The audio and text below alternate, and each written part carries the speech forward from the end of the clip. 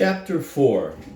The battery in the next garden woke me in the morning, and I saw the sun coming through the window and got out of the bed. I went to the window and looked out. The gravel paths were moist and the grass was wet with dew. The battery fired twice, and the air came each time like a blow and shook the window and made the front of my pajamas flap. I could not see the guns, but they were evidently firing directly over us. It was a nuisance to have them there, but it was a comfort that they were no bigger. As I looked out at the garden, I heard a motor truck starting on the road. I dressed, went downstairs, had some coffee in the kitchen, and went out to the garage. 10 cars were lined up side by side under the long shed. They were top-heavy, blunt-nosed ambulances painted gray and built like moving vans. The mechanics were working on one out in the yard. 3 others were up in the mountains at dressing stations. "Do they ever shell that battery?" I asked one of the mechanics. "No, Senor Tenente. It is protected by the little hill." "How's everything?" "Not so bad. This machine is no good, but the others march." He stopped working and smiled. "Were you on permission?" "Yes." He wiped his hands on his jumper and grinned. "You have a good time?" The others all grinned too. "Fine," I said. "What's the matter with this machine?" "It's no good, one thing after another." "What's the matter now?" "New rings." I left them working, the car looking disgraced and empty with the engine open and parts spread on the workbench, and went in under the shed and looked at each of the cars. They were moderately clean, a few freshly washed, the others dusty. I looked at the tires carefully, looking for cuts or stone bruises. Everything seemed in good condition. It evidently made no difference whether I was there to look after things or not. I had imagined that the condition of the cars, whether or not things were obtainable, the smooth functioning of the business of removing wounded and sick from the dressing stations, hauling them back from the mountains to the clearing station, and then distributing them to the hospitals named on their papers, depended to a considerable extent on myself. Evidently, it did not matter whether I was there or not. "Has there been any trouble getting parts?" I asked the sergeant mechanic. "No, Senor Tenente." "Where is the gasoline park now?" "At the same place." "Good," I said, and went back to the house and drank another bowl of coffee at the mess table. The coffee was a pale gray and sweet with condensed milk. Outside the window, it was a lovely spring morning. There was that beginning of a feeling of dryness in the nose that meant the day would be hot later on. That day I visited the posts in the mountains and was back in town late in the afternoon. The whole thing seemed to run better while I was away. The offensive was going to start again, I heard. The division for which we worked were to attack at a place up the river, and the major told me that I would see about the posts for during the attack. The attack would cross the river up above the narrow gorge and spread up the hillside. The posts for the cars would have to be as near the river as they could get and keep covered. They would, of course, be selected by the infantry, but were supposed to work it out. It was one of those things that gave you a false feeling of soldiering. I was very dusty and dirty and went up to my room to wash. Rinaldi was sitting on the bed with a copy of Hugo's English Grammar. He was dressed, wore his black boots, and his hair shone. "Splendid," he said to me when he saw me. "You will come with me to see Miss Barkley?" "No." "Yes. You will please come and make me a good impression on her." "All right, wait till I get cleaned up. Wash up and come as you are." I washed, brushed my hair, and we started. "Wait a minute," Rinaldi said. "Perhaps we should have a drink." He opened his trunk and took out a bottle. "Not Strega," I said. "No, Grappa." "All right." He poured 2 glasses and we touched them, first fingers extended. The grappa was very strong. "Another?" "All right," I said. We drank the second grappa. Rinaldi put away the bottle, and we went down the stairs. It was hot walking through the town, but the sun was starting to go down, and it was very pleasant. The British hospital was a big villa built by Germans before the war. Miss Barkley was in the garden. Another nurse was with her. We saw their white uniforms through the trees and walked toward them. Rinaldi saluted. I saluted too, but more moderately.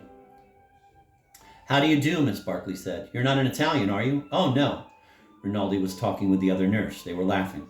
"What an odd thing to be in the Italian army. It's not really the army, it's only the ambulance." "It's very odd, though. Why did you do it?" "I don't know," I said. "There isn't always an explanation for everything." "Oh, isn't there?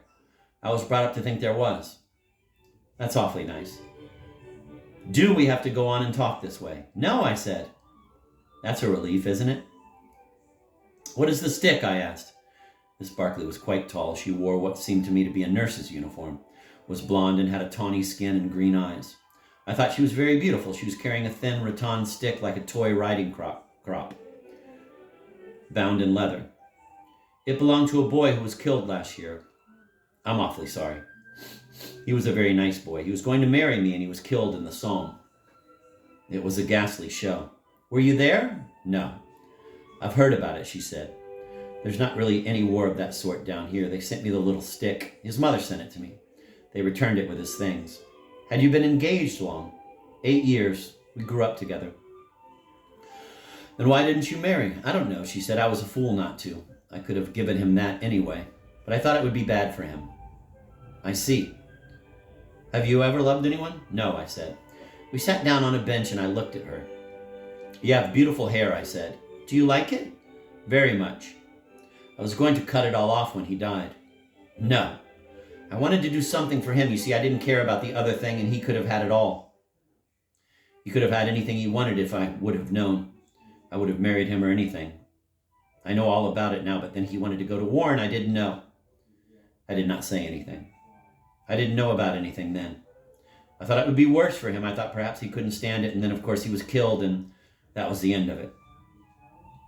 I don't know. Oh yes, she said. That's the end of it. We looked at Rinaldi talking with the other nurse. What is her name? Ferguson. Helen Ferguson. Your friend is a doctor, isn't he? Yes, he's very good. That's splendid. You rarely find anyone any good this close to the front. This is close to the front, isn't it? Quite. It's a silly front, she said. But it's very beautiful. Are they going to have an offensive? Yes. Then we'll have to work. There's no work now. Have you done nursing long? Since the end of 15, I started when he did. I remember having a silly idea he might come to the hospital where I was. With a saber cut, I suppose, and a bandage around his head. Or shot through the shoulder. Something picturesque. This is the picturesque front, I said. Yes, she said. People can't realize that what France is like. If they did, it couldn't all go on. He didn't have a saber cut. They blew him all to bits. I didn't say anything. Do you suppose it will always go on? No. What's to stop it? It will crack somewhere. We'll crack. We'll crack in France. They can't go on doing things like the Somme and not crack. They won't crack here, I said. You think not? No, they did very well last summer. They may crack, she said. Anybody may crack. The Germans too. No, she said, I think not. We went over toward Rinaldi and Miss Ferguson. You love Italy? Rinaldi asked Miss Ferguson in English.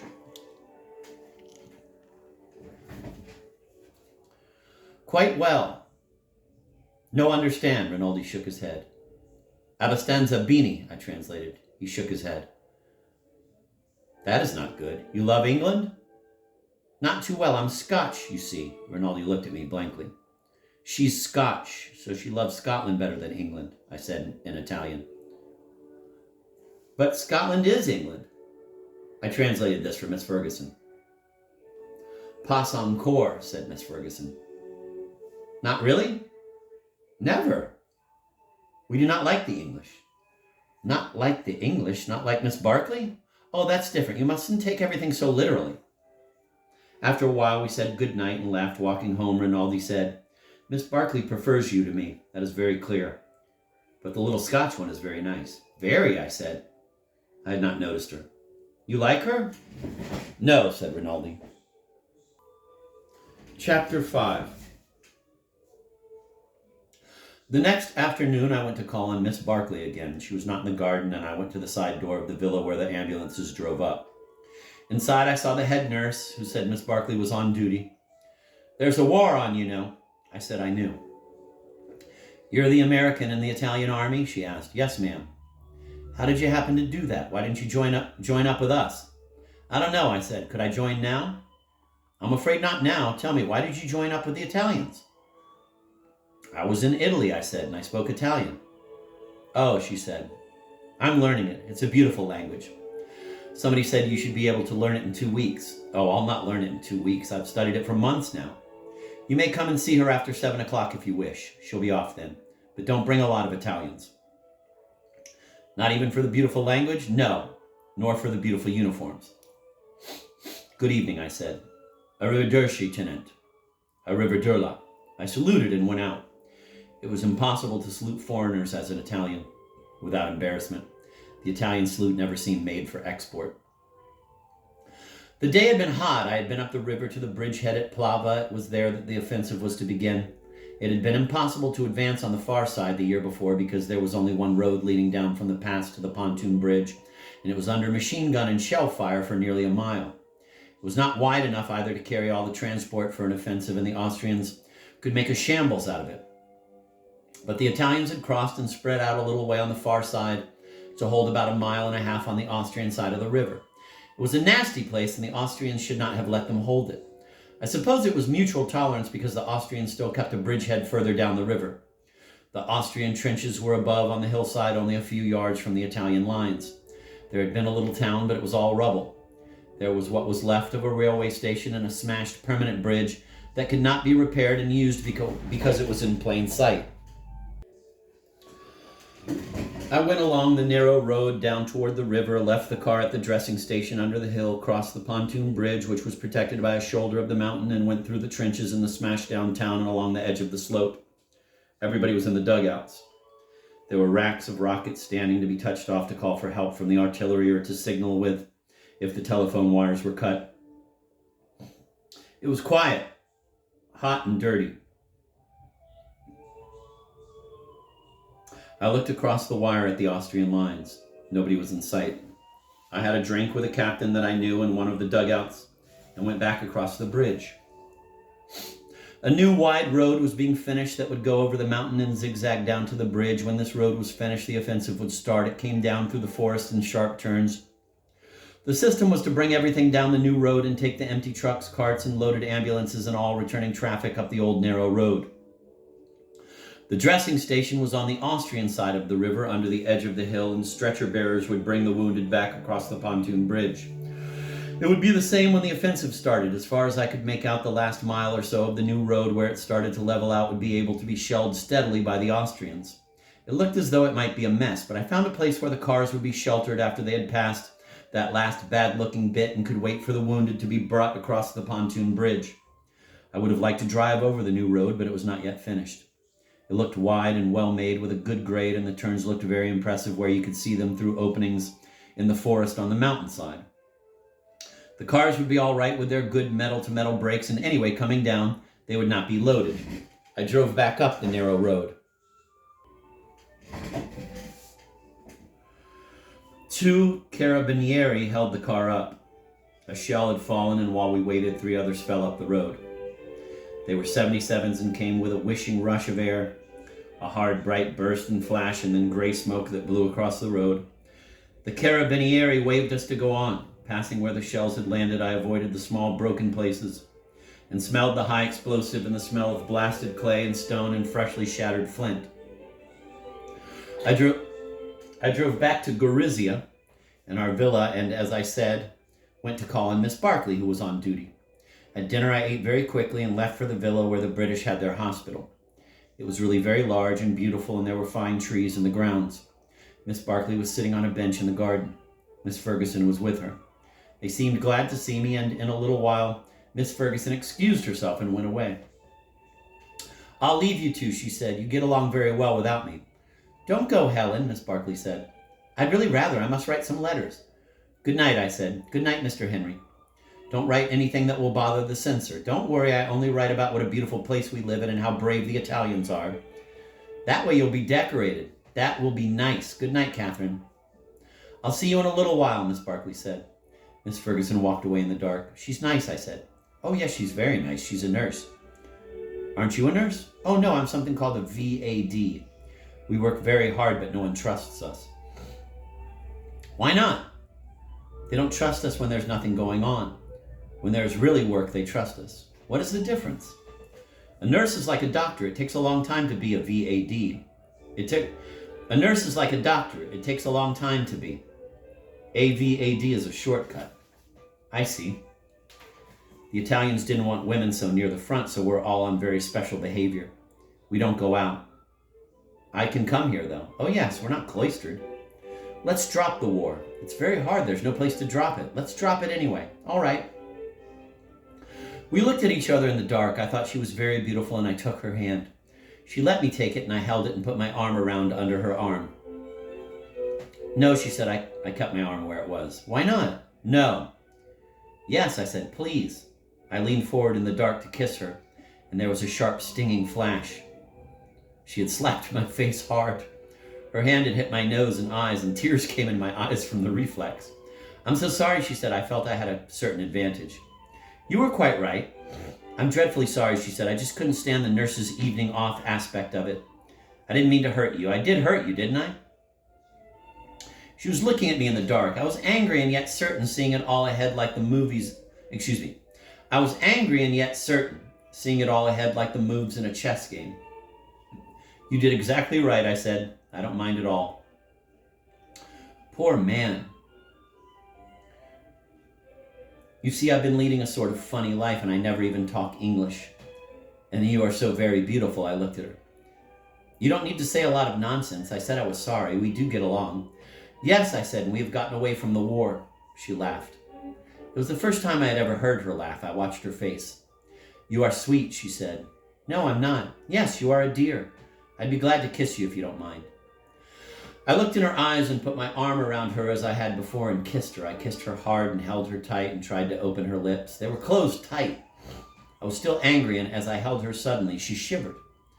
I held her close against me and could feel her heart beating, and her lips opened and her head went back against my hand, and then she was crying on my shoulder. Oh, darling, she said, you will be good to me, won't you? What the hell, I thought. I stroked her hair and patted her shoulder. She was crying. You will, won't you? She looked up at me. Because we're going to have a strange life. After a while, I walked with her to the door of the villa, and she went in, and I walked home.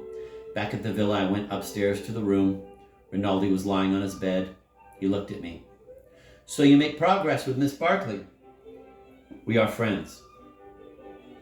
You have that pleasant air of a dog in heat. I did not understand the word. Of a what? He explained. You, I said, have that pleasant air of a dog who... Stop it, he said. In a little while we would say insulting things, he laughed. Good night, I said. Good night, little puppy. I knocked over his candle with the pillow and got into bed in the dark. Rinaldi picked up the candle, lit it, and went on reading.